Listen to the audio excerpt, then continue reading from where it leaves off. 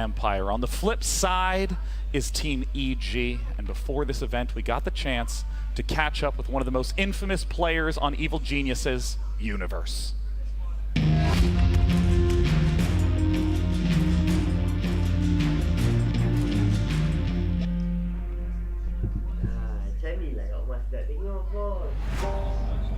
The very first time I heard about this $1 million tournament, first we weren't sure whether it was a scam or like, I don't think anyone really thought that it would be like an actual job.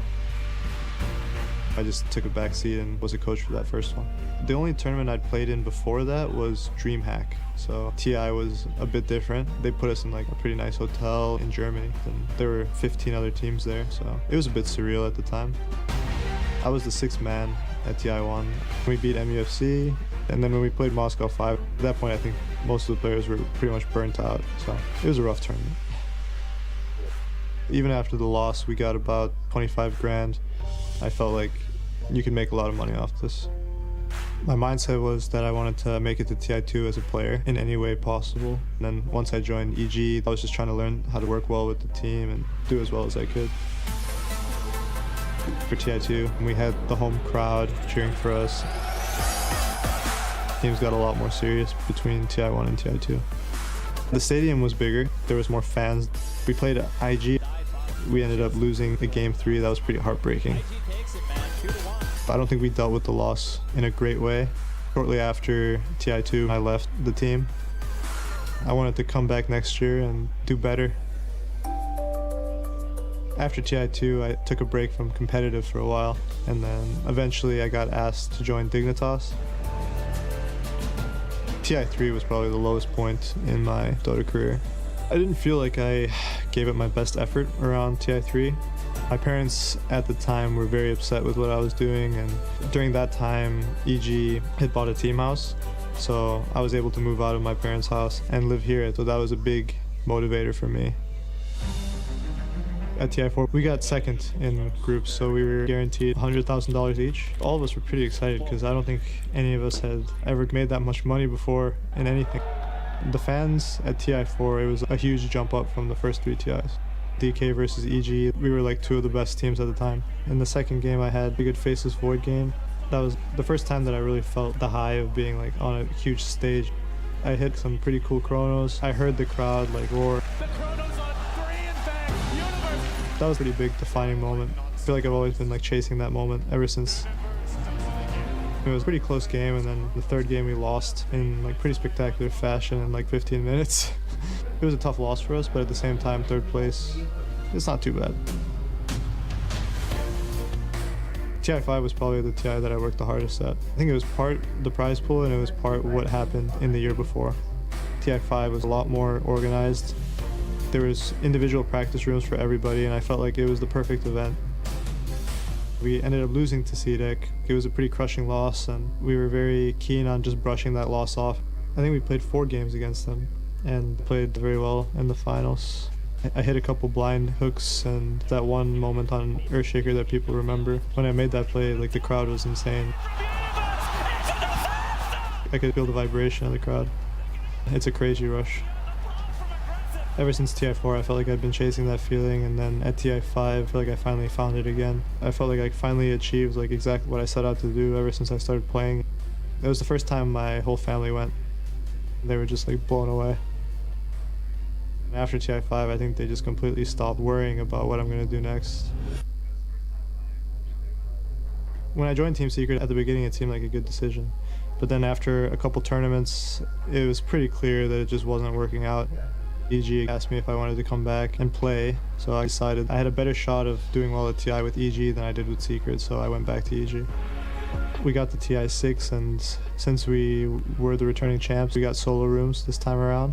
We had a couple great matches. I played Void again, and we had some nice chronos. And then we ended up losing to DC in the lower bracket. We ended up getting 3rd place at the entire event. If 7 years ago someone told me that I would have been invited to all the TIs, I guess I probably wouldn't have believed it, you know. The biggest thing that's changed between TI1 and TI6 is the level of commitment from the players. The prize pool has gone up in a big way, and being a player is a definite career option. The thing that stayed the same for me is the passion of the fans has always been there. I would say right now the International is very important to Dota. Basically the entire year is just revolving around TI. All the TI experiences I've had have made me a better person in some way or another. Constantly being around teammates in stressful environments and having to work through personal conflicts, I think it helps anybody grow as a person. Universe, one of the most respected and consistent players in the history of Dota. Always a pleasure to watch his incredible teamfight-focused heroes, of course, Enigma, but Faceless Void too. Will Evil Geniuses be able to make another run at top 3, or will Empire stop them in their tracks? It's time for game 1 of EG versus Empire.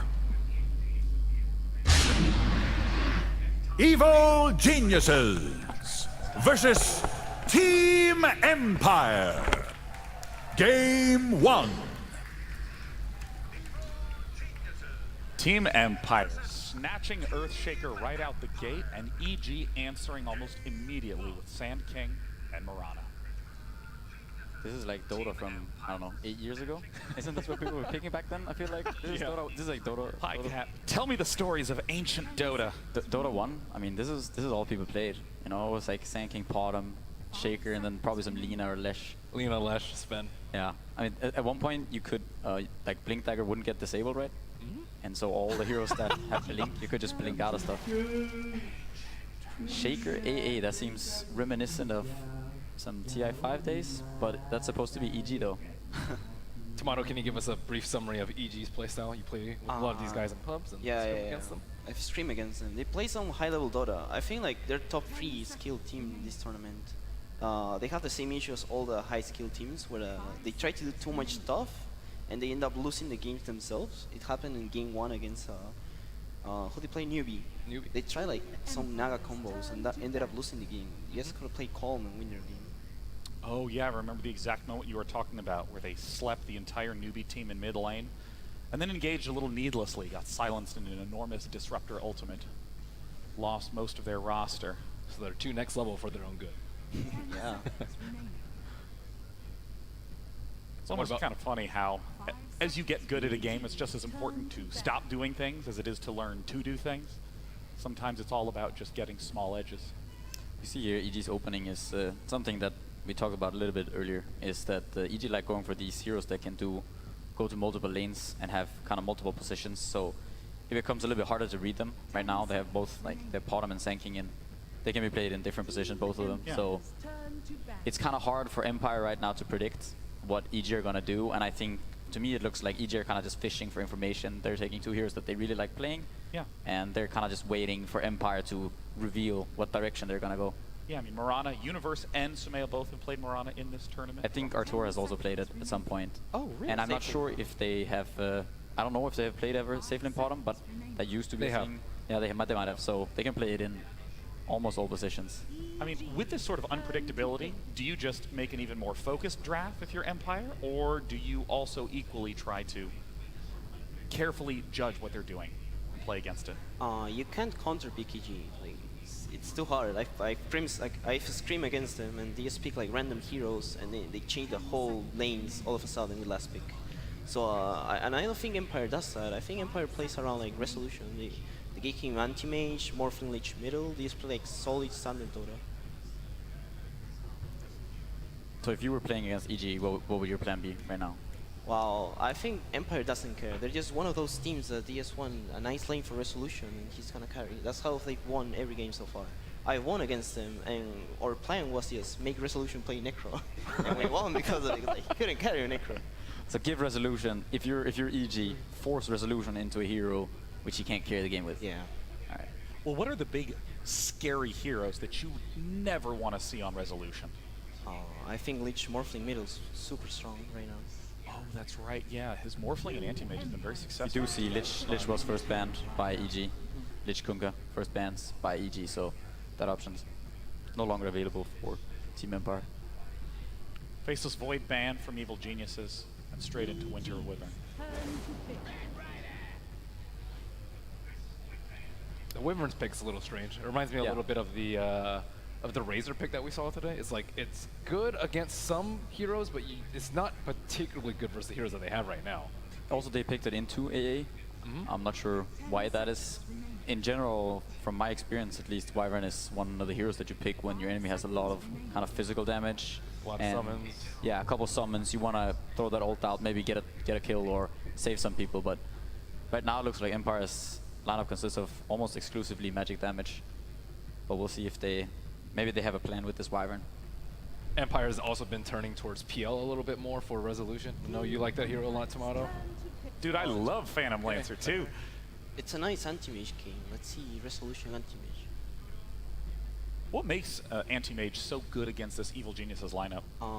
Lack of lockdown mostly. They only have like one reliable stun.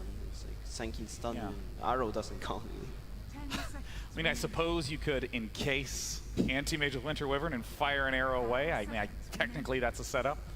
Give them some free health though. Yeah, Anti-Mage is one of those heroes that go... it matches up pretty well with the PL. I think if you want to pick that Anti-Mage, you would want to do it last pick, and unfortunately they don't have the last pick. So yeah, they're going to go for Sven, which is kind of straight up. I mean, it's pretty clear. Sven is one of those heroes that deals very well with the Phantom Lancer. Oh yeah, the great cleave from Sven dealing area damage. Phantom Lancer summoning a billion Phantoms that die instantly. And even from Team Empire, just looking across the board, there's great AoE and some really nice team fight opportunities available to them. I don't think you can really have too much though versus PL. I think some of the teams have been picking Timbersaw a lot also versus PL, which I think is pretty good here. Doesn't really care about Wyvern too much. It seems like a bit of a tough PL game.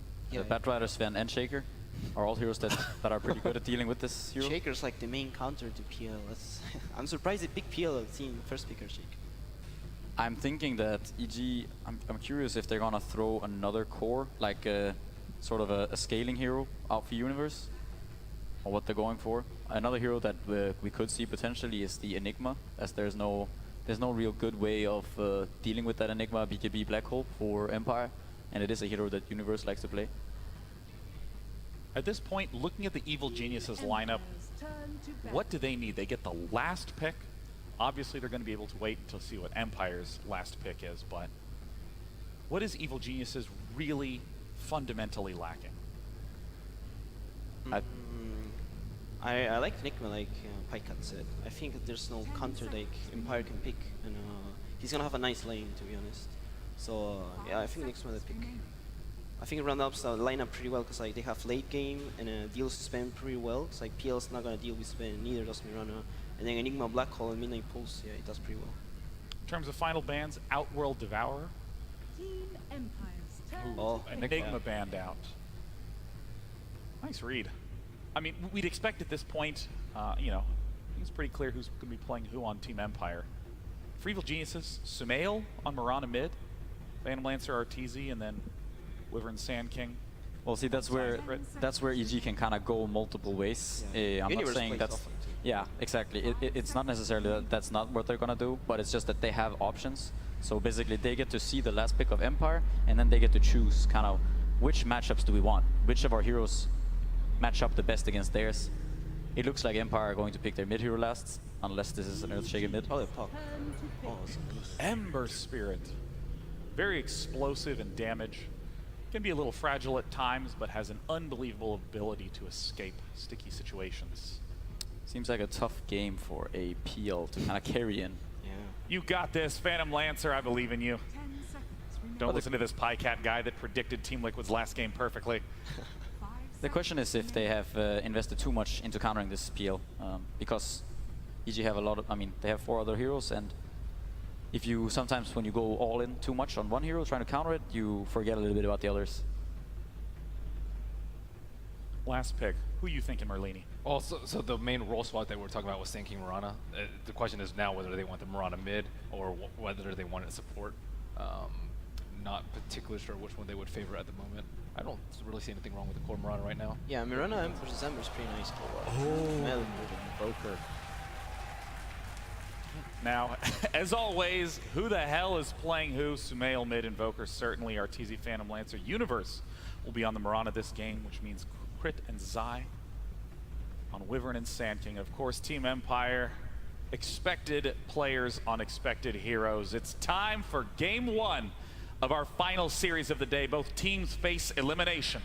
It's EG versus Empire. Take it away, casters. Elimination games always bring in the biggest pressure. EG, no strangers to this. Team Empire, well, they are maybe a little bit more stranger to it, but Resolution, no stranger to the main stage here at TI, being in the grand final before, even though not a victor. Yeah, he made a really big name for himself last year, and so far he's been really delivering in the tournament. In a way, it's strange that when we talk about Team Empire, we put so much highlight on the player who's actually not in the team officially. Yep. So I would like to talk a little bit more about the other players. Like everyone keeps talking about this Resolution show, but you have to think about, okay, if you're bringing in a stand-in and you had a carry player like Chaffee who's very adept at a set of heroes. Resolution maybe has other heroes he shines on. You bring in this stand-in, it's oftentimes a better strategy for a team that brings in a new player to build around him and utilize the 4 core that you already have in your team to give him a good game, rather than expect him to completely adapt to the team's playstyle. So I think it's very natural for Empire, when the stand-in is a carry player, that they try to set him up for success, especially when it's such a capable player as Resolution, who is mechanically regarded as one of the absolute best in his position. But that doesn't belittle any of his teammates. Like, Empire have held their own on all of their players, and we've seen standout performances from every player. Looking over to EG, they looked a bit shaky, I want to say, against Newbie. They had some moments of brilliance and just some moments of very unusual lack of coordination and bad play calls that we don't expect out of EG. It's that moment when you wish that Universe video went just one extra TI further, so we could look back at, like they said, like, oh, we want to get that loss against CDEC out of our head and just move on. And the same kind of thing may have had to happen. They were really leading in game 1 against Newbie, and then caught on their own shoelaces in the mid lane fight. Sean was bringing up that 15-minute Disruptor ultimate. It did so much work. You have to reset, think about it again, and try and start in a good foot. And a good way to do that is having Zai coming to contest the rune. You're looking for the Burrow Strike. It's going to go onto Resolution. Maposhka is here. Can't do much though. When Universe connects with the arrow, Resolution needs a life pinch for a storm off with the sound. Right! Surveil hits the money! Not only will he take rune, but he'll take the first blood. And this is a dangerous thing. You do not feed a Surveil Invoker. Invoker has had very varying results, I want to say, in this tournament. There's been some Invoker performances that really fell flat, and other games he looked good, but on average, this hasn't been a great Invoker tournament, I would say. So very important for this hero to get a head start. You see Empire immediately trying to counteract it. Roger on the Shaker is just going to run in and be annoying to Surveil. Actually, Surveil needs to take care of his courier. That he does. All good. Roger was just hovering around. It's the vision, Crit as well as Zai. You talk about like Invoker not having a great time in mid. They're waiting for Roger to initiate. Olive Walk underneath the Observer and Sentry. Already the Sunstrike again on the money. Roger needs to be more damage to Fisher. Connects on 2. He's into the trees. 3 HP he drops down to, but into the safety of the tier 1 tower. The Earthshaker will survive, revealing the gank on the mid lane. And the thing is, when you're rotating 2 supports together like this for the first full minute, they were waiting a long time in the tree line for Crit's Arctic Burn to be available again. This gave a lot of space on the other lanes. If these kills fail, it gives a lot of space to Empire. You can already see that they're taking some advantage. Even with all this pressure they tried to put mid, the Ember Spirit is having a good time since he wasn't the one being gone on. And Ghost Stick in the top lane, this is a good matchup for Phantom Lancer. You need to keep that in mind. This is a specific counter pick EG took because of that Bat Rider. Arteezy will be having a great time up here, and he needs to. It's not a good PL game apart from that, like the panel pointed out. So important for EG to get the right start in the right lane. Needs the farm to offset the disadvantage in the abilities, but Ghostic's still going to get some good levels on top. So as long as Arteezy doesn't kill him off, then it's still going to be a win, but Arteezy is still going to be very willing to fight him underneath the tower. But only for this early point. You can watch for the rotations around the bottom rune, the 2-minute one. It's going to spawn topless a regeneration rune, so both Roger as well as Crit have to back off. And it'll be Surveil to grab the regeneration rune. In fact, he doesn't even want it, denies it, doesn't want to waste the time. Is under attack. Oh well, maybe it would have cost him a CS in mid. It's 100 mana, I guess. Creep Wave was under the tower, so yeah. Gotta go for that. This new Alacrity, I actually haven't seen this animation yet. That's from the new Immortal that came out recently. Bottom lane, Fissure just trying to create some space. Zai, even with boots, can't get close enough, and he doesn't have that second level up just yet, just shy of it in fact. Same with Crit. So there's no bonus damage arriving from either Zai or Crit just yet. Now they do hit their level 2s, but Arctic Burn onto the cooldown. Gonna need to wait a bit on that, Smail. I don't think it's time just yet. And they're looking He for... could try to straight run down mid and see if he could do it. I don't think so. And Zai's just chasing after Maposhka. He doesn't have any real help, but that Sunstrike middle lane, it actually looks towards FN, Samael. He was tossing up whether or not his bottom lane supports could set up for that Sunstrike or not, and couldn't. Tried to have a crack at the Ember Spirit instead. I actually wonder when we... Okay, so this is a little bit of not very chronologically thinking right now, but if you look back on the draft, this Ember Spirit pick from Empire made EG really think before they picked this Invoker. I think this Ember pick might have even been what EG wanted for themselves for Samael in the mid lane. Could have been a very interesting pick for them. It's a hero we've seen Samael play in a lot of high-stakes matches, and I think it would have rounded up their lineup pretty nicely. Fisher bottom, Yeah. does have the lead, he's fine. Universe doesn't care about the rock walls, and he's still got the extra good health. arrow. Crit, nice hit into Maposhka. Do they have the damage required? One more hit, and the hit from Universe. It will connect, and EG, they are patient on the off lane. But Team Empire, their support so far, which have had a bit of a problem, not really getting what they want, but at the same time, Crit as well as I committing a hell of a lot to achieve these just 2 kills so far for EG. And it seems the game plan from EG as well is, let's try to contest resolution a bit. They made that first rotation to mid that wasn't successful. Since then, they've kind of played this... It's almost been a hard trialing bottom. I want to say pseudo-trialing because they're still moving around, but they are definitely committing a lot of resources. We saw this being very successful in the game yesterday between DC and IG Vitality, the elimination game where Paparazzi Sven got countered super hard in the safe lane. Zai is thinking about it.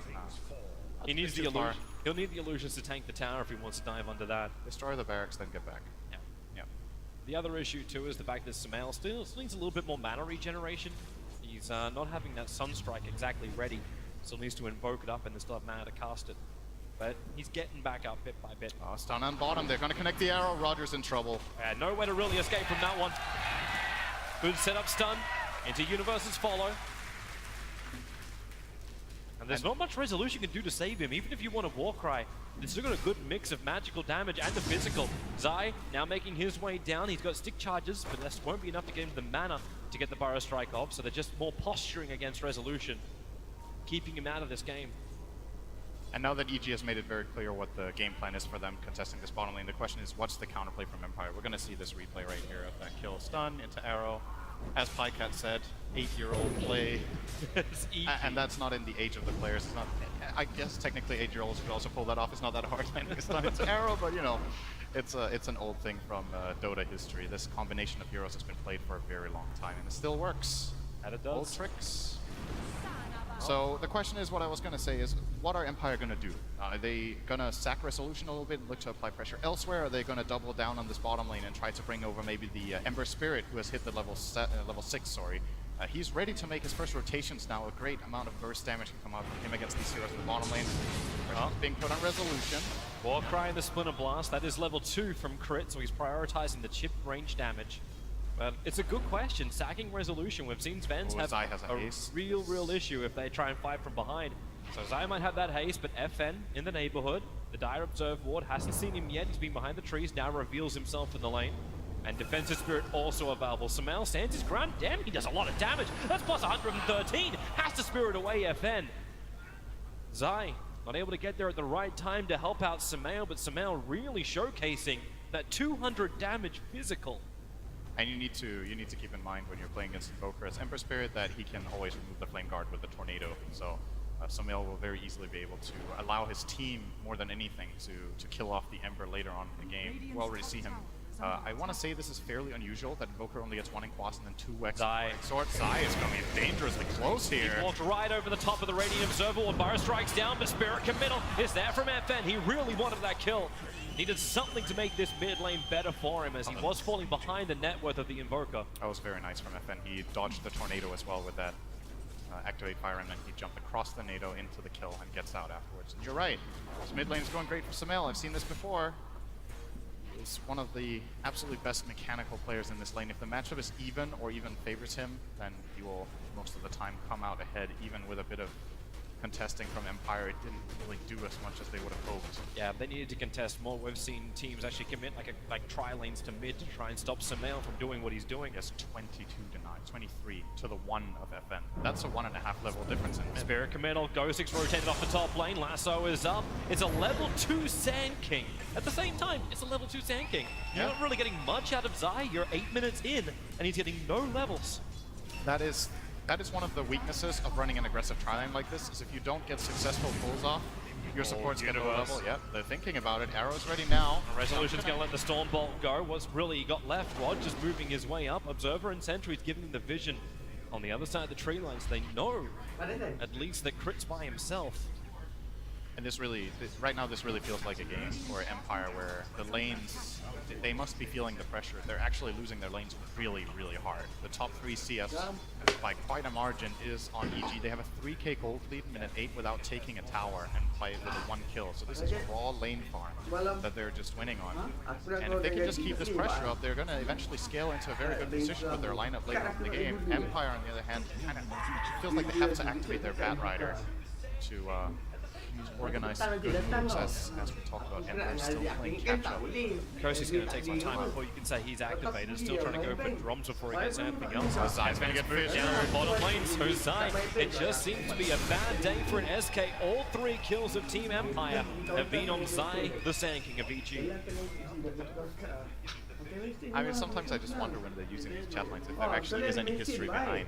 It's like the teams that use these frequently are just using things that make no sense. Like almost every time. We can point There's out got to be something that makes sense out of it. EG in game 1, Sunstrike for barely could have clipped the ice. Instead, now it's the Spirit of FN going forward. They need detection onto the Invoker sitting inside that Ghost Walk. They're just trying to burn him with AoE. They don't have mana on the Earthshaker for the moment. His totem just came back off cooldown. He's trying to look for him, but Sumail is invisible. They have no idea that he is already back to the T1 tower.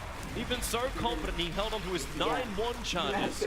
Now he'll burn them as he goes back. That's the classic first gank on Invoker where Invoker uses close call. And you're like, why didn't we have detection? And then you have detection the rest of the game. Apparently they don't. They're actually not even buying any. Maybe they can't really afford it. So the support duo of Empire is really poor. The Shaker is very far away from Blink Dagger. It's 10 minutes in, granted, but hasn't had too much success around the map. And is not doing very great.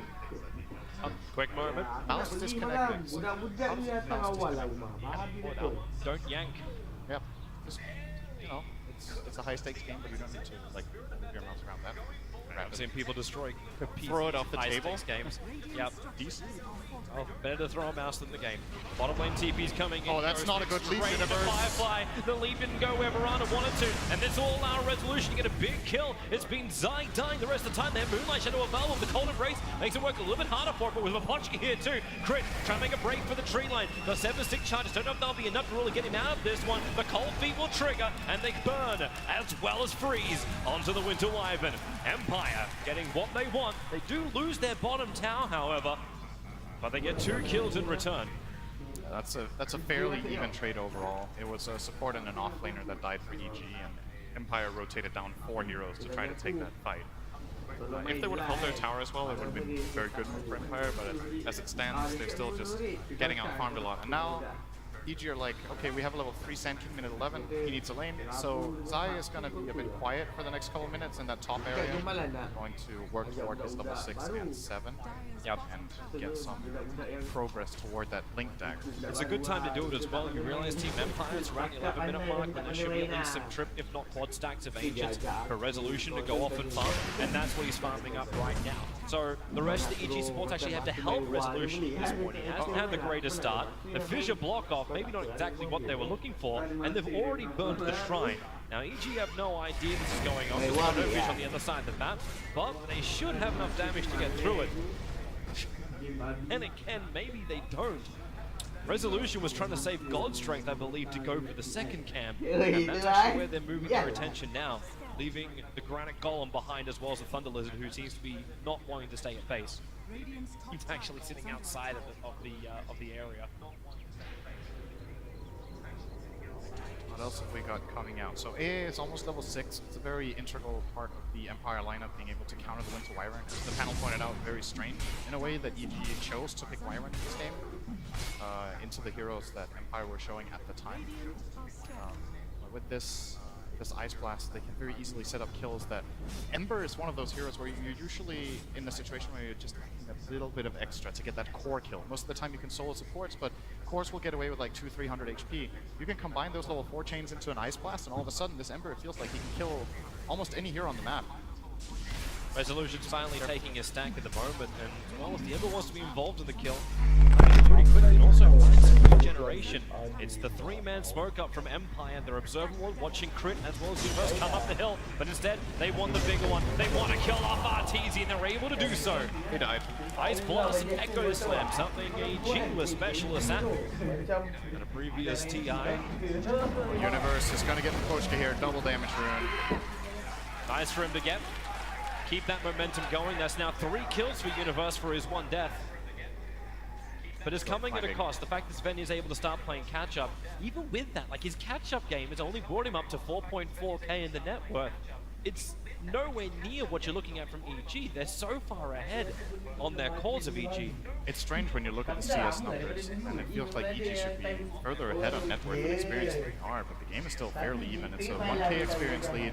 The 3,000 gold is definitely substantial, but this game is easily within reach for Team Empire if they set up any of their good team fights. Their lineup is incredible at fighting. One thing that neither lineup is particularly good at is pushing towers, and that could lead into this type of game where the important fights start happening minute 30. And if you have a farm Sven, you know how that often goes. Empire definitely have the tools later. Right now, EG are still in good control. As both those heroes, it's like the first phase Ancient Apparition pickup. No Alchemist shenanigans like we saw earlier. It's pretty much just straight raw on fighting, and in the late game, getting hit by that Ice Blast is dead to Evil Geniuses, and there's a great setup in the form of the Earthshaker. You still need to see items. That Ice Blast is now flying its way down to the south. Ghostic has Blink, no lasso. It's got 8 seconds on cooldown for the moment, so the Ice Blast will connect Arteezy. Just gonna doppelganger away. The Ice Blast chill effect will still remain on him, and FN, here he comes, but just to defend the tower, which is very, very low. Ghostic, he needs the time, and now it's there. Blink Lasso, Crit is the primary choice. If they can see it, Arteezy's calling the fact the Batrider is missing. Right now, he's in land clearance business.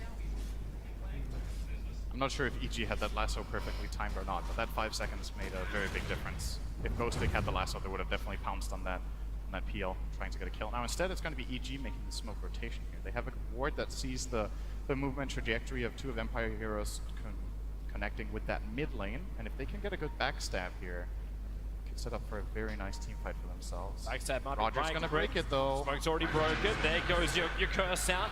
Ghostic, the arrow's going to connect. Sunstrike as well. Roger, no way to survive it when EG commits so many abilities, but now it's up to Team Empire. They want to try and turn this fight around. Flame Break pushing Crit away from the Ice Blast. He still wants to hold his ground, but that'll mean he'll die to FN. So a 1-for-1 trade-off, support for support.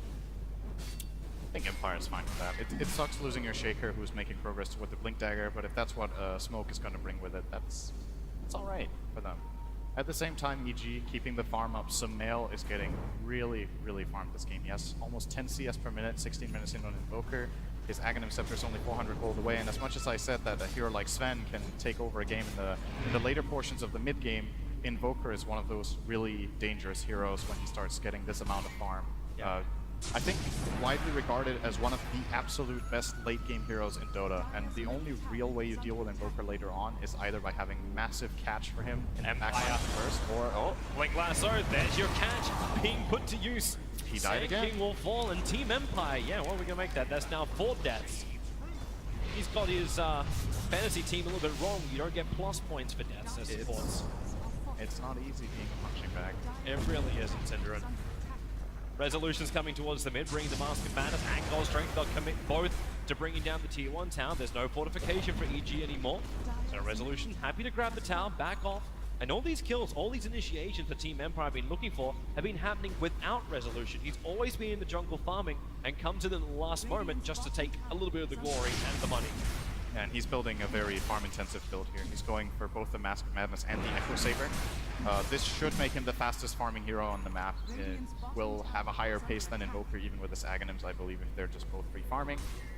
He's See if definitely moving Rezo faster than Arteezy. Like Arteezy after that kill on bottom lane, kind of slowed down a little bit with his progression. It's just the nature of Phantom Lancer when you go for this build. If you want to really farm fast with Phantom Lancer, I think the first item you go for is Boots of Travel. I think overall it is faster than the Diffusal build-up. Either that or you get a Yasha. But Arteezy's going for the hybrid build that can also fight if it comes to that, if necessary. And I think this is a better approach when you're playing against a counter core. If this was a great Phantom Lancer game, you could go for the farm build and be like, okay, if I get farmed, I'm going to carry my team. But Arteezy is in this position where it's like, if I get farmed, that's great. But if they do as well, I'm kind of still going to struggle to play my hero against the Shaker, Sven, and Ember. Gang's coming towards mid. Fan is the man. He's got a target painted on his back. Sumail, Crit, and Universe will try and team up together. They want to curse and the they're tower going to again. start with a curse. This will actually line up for the arrow, which is able to connect. Sunstrike coming in too. SK can die in the meantime, but that's something we're all used to. FN dying, however. That is his first death of the game. And that's going to be a tower as well for EG. They get the tier 1 mid. Empire are trying to get as much trade up top as possible, but they're eventually going to have to back off here and don't have enough in the tank to really stay here. So that's a good move for EG. That's way better than the smoke they did beforehand, because this one brings an objective with it. They get two of them. They move to bottom lane. The damage they did previously with this tier 2 tower when the Batrider was looking for a kill. They now finish the job. Arteezy not even leaving in the real self behind lane. The illusions do the job. That's why let's get the last hit in the tower. Something I'm curious to see in this game is what route FN takes with his Ember Spirit. So he's gone for the travels first, and now it looks like he's going for Lincoln's. I guess he's tired of getting cursed after one curse. But is this a physical damage Ember game or magic damage Ember game is the question. If you get physical damage, you can cleave and kill off the PL illusions very easily, but you already have Sven for that, and then you're fighting with physical damage into the Wyvern Cold Embrace. If you go the magic build, well, maybe it's too late for that, and you already have that in space. And there we see the kill on Zai that we didn't see earlier. Pretty straightforward. Lasso into Sandwich. Yep. Perfect combination. The Maelstrom does make enough sense. That we were debating this during another game previously. Oh, that's Ice Blast Zai. Again, 0 for 6. At this rate, we're going to have a contender for the Melk Award. He does have the Moonlight Shadow back out. He is affected by the dust. He is alive. He will survive. That's close. One more tick from Flame Break, or just another second on top of him. Like, it would have been the kill, but he didn't dare to pursue there with Zai stunning off to the side. Blink Dagger might have not been ready either. So they save him this time. Zai's like, finally, I get to walk out on the map for 2 consecutive minutes without getting killed. We may have a Wyvern Sandwich at the moment, putting down the Vortex as well as the Cold Feet. Crit's got the movement speed, takes to the air with the Arctic Burn. Spirit Forge, you're going to have to get that Sleight of Fist Searing Chains into the Ice Blast, and Winter Wyvern. Well, he can't take the chill or the burn, and it's the burn that kills him. That's something you need to be very careful with against Empire's lineup. They are very mobile. Both Batrider and this Ember Spirit can punish out-of-position heroes very quickly, and it doesn't really matter who it is. Even this Phantom Lancer where you're like, oh, I'm against Batrider, you know, maybe I can doppelganger off. If you get lassoed and you get doppelganger off, the heroes will still run you down. Like, Ember doesn't care if you doppelganger away. He's just gonna run after you at twice your pace, so you gotta be careful with how and where they show their heroes. At least it was only support that time, but they find Arteezy now with this flaming lasso, 5-second cooldown. It's the Blink Echo Slam. That could be your easier start. Give the extra vision. Arteezy just walks into them. The Ice Blast committed. Nothing is left to chance here from Team Empire. And Ghosting, he even knew that was such a kill. He was looking for the second one. He was looking for any friends Arteezy had, but Arteezy had no friends on that bottom lane. And now it's EG looking for revenge instead for their fallen teammate. Trying to make it down here in time to kill Rezo, but I think Rezo is gonna get this in time and back off. If he's greedy here and goes to that last hit, he's dead, but probably thinks... Here comes Zai, looking to initiate. He doesn't actually, he does have that blink dagger. The Sunstrike is coming in, but the control is just not enough. Resolution already starting his TP. Ghostic also needs to get out. TP is off cooldown, and it looks like everyone from Team Empire, as long as Ghostic can escape from Crit, he is under the vision of the Observer Ward. Where's that arrow from Universe? It'll come too late because it's on cooldown for the moment. So Ghostic, 4-star, 1 second. Here comes the arrow from Universe. It'll connect, and Ghostic will fall. Universe will be the man finding the kill with a Maelstrom Proc. Yeah, cooldown on 4-staff there. He used it instantly to save the Sven earlier. Oh, Mapochka. Arteezy looking for the solo kill. The Sunstrike from Sumail. Easy setup. Made all possible by Arteezy. Empire is still doing a good job at pushing in these waves, and most of the heroes dying in this game are really supports. There's so many support deaths and so few core deaths so far. Arteezy, I think, has the most deaths out of any core with his 2, I believe. And the only one who hasn't died so far is Samael, who's at 3-0-1. I think every single kill he's claimed is the one that's not in front of him. It's always been the Sunstrike at range. Supports giving their life for their cause, but they're getting money back. The fact that Zai has managed to die 5 times and still picks up a Blink Dagger at a reasonable time. Yeah, it's all right. It's great for him. Given the circumstances, it's not too bad. I think he had it for a couple of minutes already, so he gets a sub 20 blink on Sand King with 5 deaths. That's respectable. Yep. Doing it hard. Looking for the next smoke. They've got Dust available, and it actually looks like Team Empire just have 3 players walking on top of that aggressive observer ward. Probably planted so they can track the farm rate of both Resolution as well as FM. They have to keep tabs on these 2 heroes, especially the Sven. You do not want him getting in front. At the moment, the 10k net worth is pretty damn good for a Sven. Yep. The only downside is he's wanting to be #1. You always want to have that #1 net worth. Right now he's 2.6k behind the Invoker. You reach this point now though when Invoker falls off a little bit in fights against the Sven in particular. The reason is there's a couple key items being picked up. FN has got the Lincoln Sphere against a couple of things, including some. He can also counterplay like the Cold Sniper Invoker can be annoying, and the Sven now with the BKB. So you look at the graphs and you look at this net worth, and then you're like, when this BKB of Sven is popped, the only counterplay that EG really have is Winter's Curse. So if this Wyvern gets locked down, Empire can look really scary. On the contrary, you know, if EG finds the right type of fight, before Sven even gets the BKB off, they still have the burst to bring him down. There's no real save on Empire's lineup except that Force Staff. Very smart read here from Evil Geniuses. There was no one defending the mid. There was no one actually saving the tier 1 tower on the top lane from Team Empire. They knew they were on the hunt. They have the burst to bring him down. There's no real save on Empire's lineup except that Force Staff. Tier 3 tower, and they don't find their targets either. EG, successful dodge. They got a good ward out though. The question is if EG know where this ward is. This is the kind of ward that can be very valuable when you have Bad Rider. You get deep vision into the enemy jungle, so you get to see movement patterns. And Bad Rider can obviously punish when heroes start running down towards the 8% area or farming the big camps here, since he can fly over those cliffs. Moonlight Shadow. Crit's going to get close enough to Resolution to get that curse off, especially as Resolution shows himself farming the wave. He has the BKB. The creep wave's nearby. Zai moving in. Moonlight Shadow. They can just start with the basics done from Zai. Forest Strike it up. Here comes your arrow, but the BKB from Resolution wants to stand and fight, or he tricked off that Mask of Madness. Needs the movement speed away, and he blocked up by Roger, who echoes only the fake PL. Still, Trick going down the sidelines. Epicenter from Zai. The damage can now be put into the Sven. Ice Blast's on the way in. It's going to connect on Arteezy. Or will it? He doppelgangers away. Resolution set up and towards the air by Samael and blasted into darkness. They may not be done yet. Ghostic. They realize there's no sentry ward nearby, and actually no, EG will be retreating. There's no way this 3-man team can get a revenge kill onto EG quickly. This is one of the things I love about Mirana as a pick. There's almost no only really EG. Moonlight Shadow is such a good spell. When you have these limited supplies of smoke, the game can reach stages when it's very difficult to find picks. But the Mirana there, the key part of that kill is the Moonlight Shadow. That's how they got the jump in the first place on Resolution. Felt pretty safe because of the warding that they had on the area. Bad Rider and AA invaded, but sneak in there with the invisibility and find that is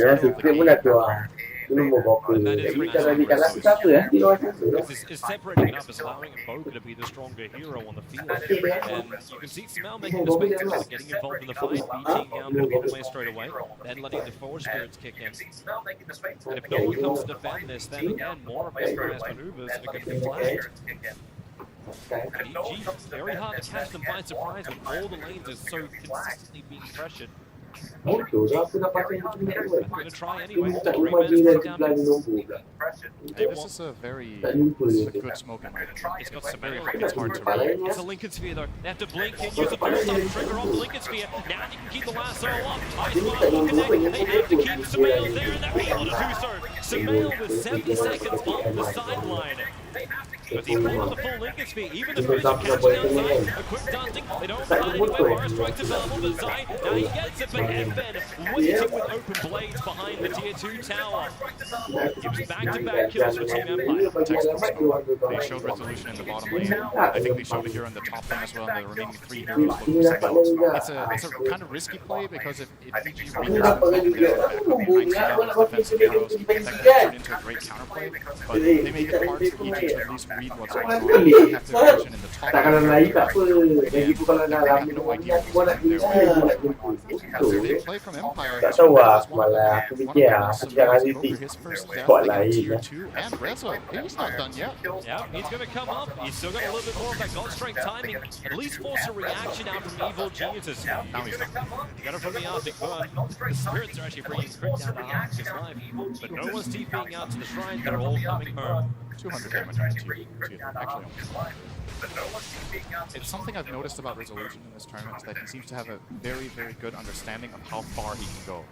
And that's why it's very interesting for me to see him dying to this Moonlight Shadow, because that might be the one time in this game where he didn't really have the correct read on what's happening, because you need to be a bit deceitful to trick Resolution to catch him off guard.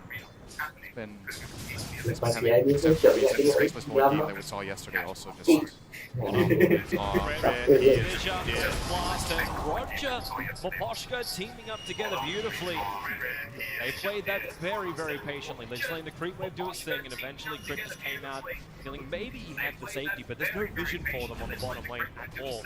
In fact, both of the Observer Wards from EG, one of them's about to time out on top of their jungle rune, and the other one sitting in front of where the T1 tower used to be of Empire. And they don't see enough from this to really Có let know tàu Empire's sẽ chế đi sẽ cao ở tình so maybe a new smoke ward vision coming up. sampai Could be. Or apa ni main stage tak apa-apa lah. Look at the graphs, man. This is Kita tak this is shock a change tiap of pagi pace. tak awal tak nak main 5 lagi. minutes, and now they've had 5 bad minutes. Everything on that Kan graph tidak sampai tengok Euro sedap. the experience, Silan.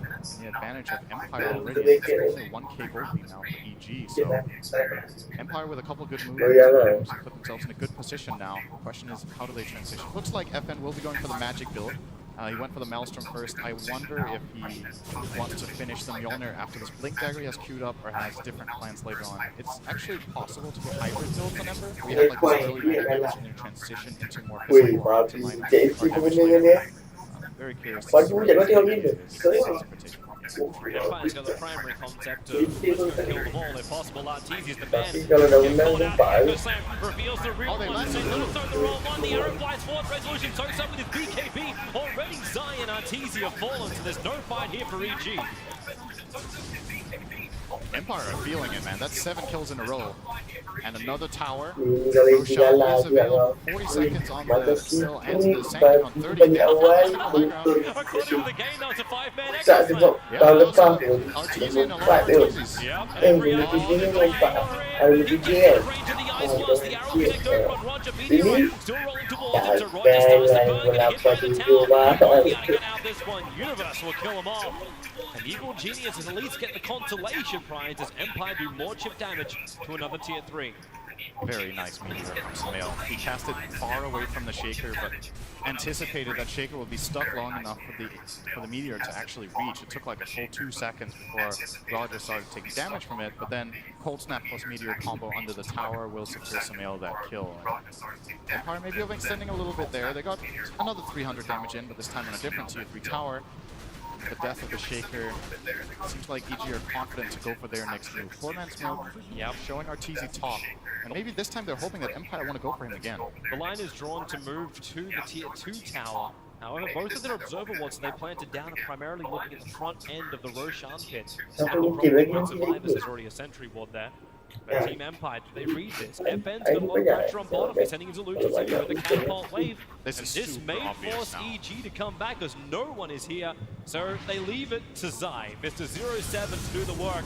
Blinks in for the Sandstorm, at least forces FN to back out.